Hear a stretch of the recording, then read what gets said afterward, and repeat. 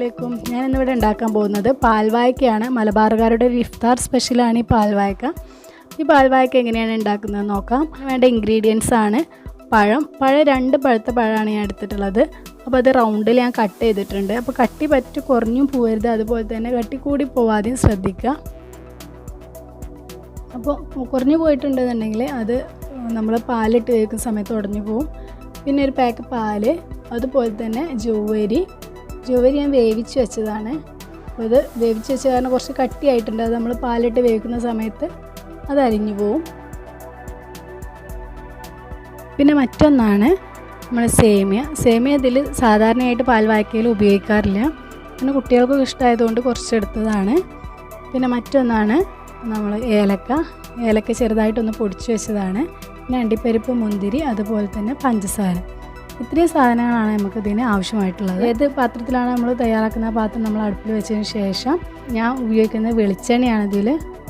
അത് സേമിയ ഒന്ന് ജസ്റ്റ് വറുത്തെടുക്കാൻ വേണ്ടി മാത്രമാണ്. അതല്ലാതെ പിന്നെ നെയ്യിൽ വറുത്തെടുത്ത് ഒന്നുകൂടെ ടേസ്റ്റ് കൂടും. അതല്ലാതെ സേമിയ ഉപയോഗിക്കുന്നില്ല എങ്കിൽ നേരിട്ട് പാൽ ഒഴിച്ചതിന് ശേഷം അതിലേക്ക് നമ്മൾ പാല് തിളച്ച് വരുമ്പോൾ ജൗവരി ഇടലാണ് സാധാരണ ചെയ്യുക. അപ്പോൾ ഞാൻ സേമിയ ഉപയോഗിക്കുന്നത് കൊണ്ടാണ് നേരത്തെ ഇങ്ങനെ ഒന്ന് വറുത്തെടുക്കുന്നത്. അപ്പോൾ സേമിയ ഒരു ബ്രൗൺ കളർ ആവുന്നത് വരെയൊക്കെ നമുക്ക് നന്നായിട്ടൊന്ന് വറുത്തെടുക്കാം. ഏകദേശം ബ്രൗൺ കളറായി വന്നിട്ടുണ്ട്. അപ്പോൾ ഞാനൊരു പാക്ക് പാൽ അതിലേക്ക് ചേർത്ത് കൊടുക്കുകയാണ്. അത് ഫുള്ളായിട്ട് ഇതിൽ യൂസ് ചെയ്യുന്നുണ്ട്. കുറച്ച് മതിയെങ്കിൽ അങ്ങനെ ചെയ്യാം. അടി പിടിക്കാതെ ഇളക്കി കൊടുക്കുക. പാലിൽ കിടന്ന് വേവുന്നത് വരെയൊക്കെ നമുക്കൊന്ന് വെയിറ്റ് ചെയ്യാം. നമ്മളിതിവിടെ വെന്ത് വരട്ടെ. അപ്പോഴേക്ക് നമുക്ക് ആ സമയത്ത് അണ്ടിപ്പരിപ്പ്, മുന്തിരി വറുത്ത് വെക്കാം. അതിനുവേണ്ടി ഞാനൊരു പാന് വെക്കുന്നുണ്ട്. ആ പാനിലേക്ക് 2 സ്പൂൺ നെയ്യ് ഒഴിച്ചിട്ട് അതിലാണ് വറുക്കുന്നത്. അതൊന്നും അണ്ടിപ്പരിപ്പ്, മുന്തിരി വറുക്കുന്നതൊക്കെ എല്ലാവർക്കും നന്നായിട്ട് അറിയുന്ന കാര്യമാണ്. അതിൽ വറുത്ത് വെച്ചതിന് ശേഷം നമുക്കിതിൽ ലാസ്റ്റാണല്ലോ യൂസ് ചെയ്യുന്നത്. അപ്പോൾ അത് മാറ്റി വെക്കാം.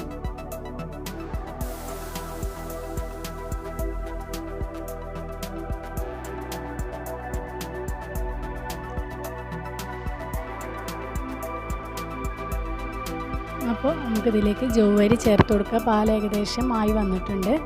അപ്പോൾ ജൗവരി കുറച്ച് കട്ടിയാണെന്ന് പറഞ്ഞിരുന്നല്ലോ. അപ്പോൾ ഞാനൊന്ന് സ്പൂൺ കൊണ്ട് അതൊന്ന് ഇളക്കി കൊടുത്തതിന് ശേഷമാണ് ഇതിലേക്ക് ആഡ് ചെയ്യണത്. അതിലേക്ക് ആഡ് ചെയ്ത് കൊടുക്കാം. ഫുള്ളായിട്ട് ആഡ് ചെയ്തതിന് ശേഷം നമുക്ക് നന്നായിട്ട് ഇളക്കി മിക്സ് ചെയ്ത് ഇതിൽ യോജിപ്പിക്കണം. പാലിൽ കിടന്നാൽ തന്നെ അത് നമ്മളിങ്ങനെ ഉപയോഗിച്ച് ഉടക്കണതിനനുസരിച്ച് അതിങ്ങനെ അലിഞ്ഞ് വന്നോളും. അത് കട്ടിയായൊന്നും കിടക്കില്ല. നന്നായിട്ട് ഉടച്ച് ചേർത്ത് കൊടുക്കുക.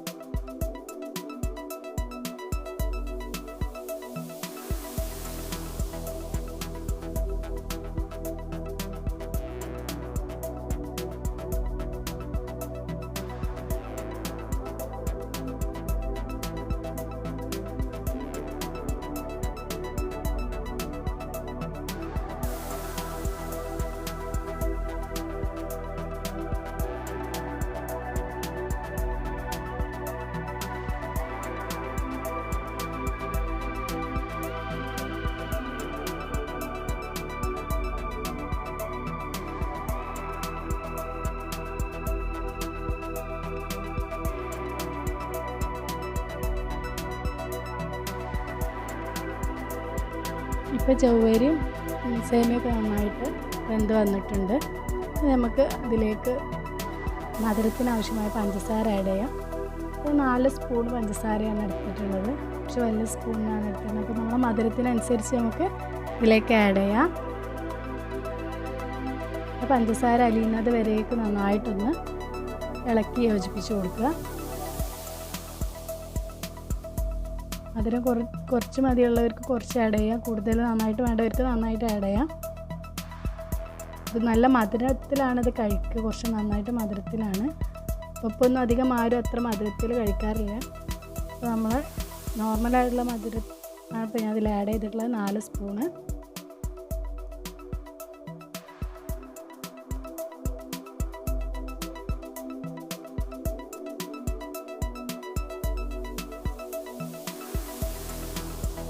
നന്നായിട്ട് മിക്സ് ചെയ്തതിന് ശേഷം നമ്മൾ പഴം കട്ട് ചെയ്ത് വെച്ചിട്ടുള്ളത് ഇതിലേക്ക് ആഡ് ചെയ്യാം.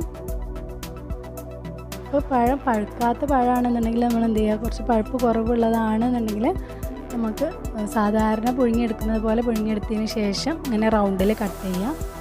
പിന്നെ ഇങ്ങനെ കുറച്ച് പഴുത്തതാണെങ്കിൽ കൂടി നമ്മൾ നെയ്യിലൊന്നും കൂടെ വാട്ടിയിട്ടാണ് ഇതിലേക്ക് ആഡ് ചെയ്യണമെന്നുണ്ടെങ്കിൽ നല്ല ടേസ്റ്റാവും, ഒന്നും കൂടെ ടേസ്റ്റാവും.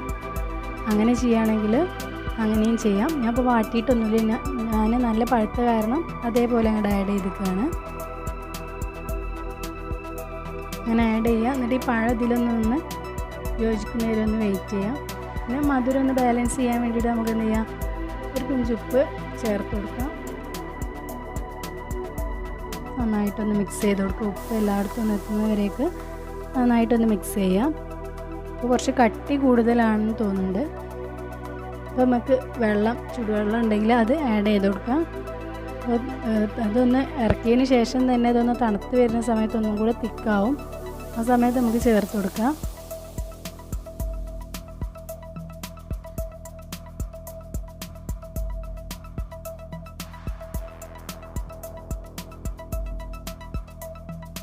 ഈ പഴം ഇതിൽ കിടന്നിട്ടൊന്ന് വേവാനുണ്ട്, നന്നായിട്ട് വെന്തുടയേണ്ട ആവശ്യമില്ല. ഞാനൊരു കപ്പ് വെള്ളം എടുത്തിട്ട് അതിലൊരു 1/2 കപ്പ് വെള്ളം ചേർത്തിട്ടുണ്ട്. 1 കപ്പ് തന്നെ വേണ്ടി വരും. തണുക്കുന്ന സമയത്ത് ഒന്നും കൂടെ തിക്കാവും. ബാക്കി അപ്പം ഒഴിച്ചു കൊടുക്കുക, നമ്മൾ യൂസ് ചെയ്യുന്ന സമയത്ത് എടുക്കുന്ന സമയത്ത് അപ്പോൾ ഒഴിച്ചു കൊടുത്താൽ മതി. നന്നായിട്ട് മിക്സ് ചെയ്യാം.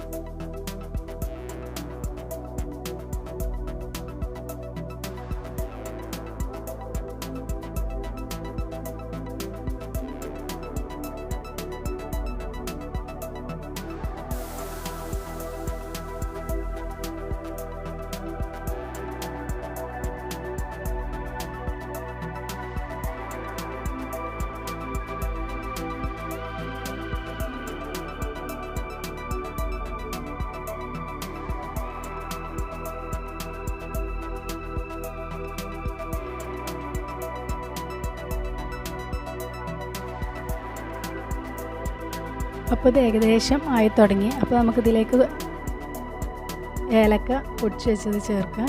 നന്നായിട്ട് പൊടിച്ചിട്ടൊന്നുമില്ല, ചെറുതായിട്ടൊന്ന് പൊടിച്ചിട്ടുള്ളൂ. അപ്പോൾ അത് ചേർത്തിട്ടൊന്ന് ഇളക്കി കൊടുക്കാം. നന്നായിട്ടൊന്ന് മിക്സ് ചെയ്ത് കൊടുക്കാം.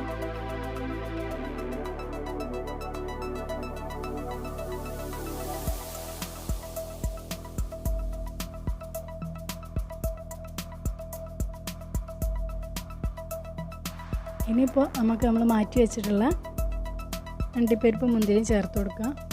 അതിൽ ബാക്കി നെയ്യ് ഉണ്ടെങ്കിൽ അതിലേക്ക് അങ്ങോട്ട് ഒഴിച്ചു കൊടുക്കുക കേട്ടോ. നന്നായിട്ടൊന്നാണ് മിക്സ് ചെയ്ത് കൊടുക്കുക.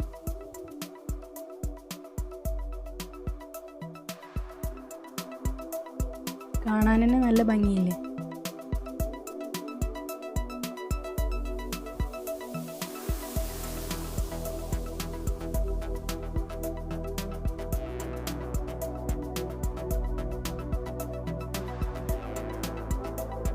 ഇനി നമുക്കിത് മാറ്റി വെക്കാം.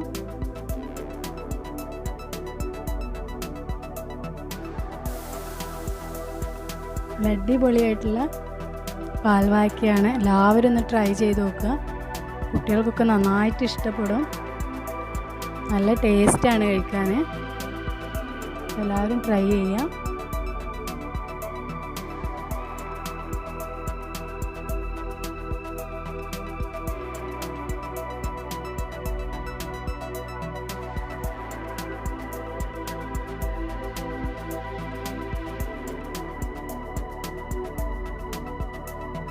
തീർച്ചയായും എല്ലാവർക്കും ഇഷ്ടപ്പെടും.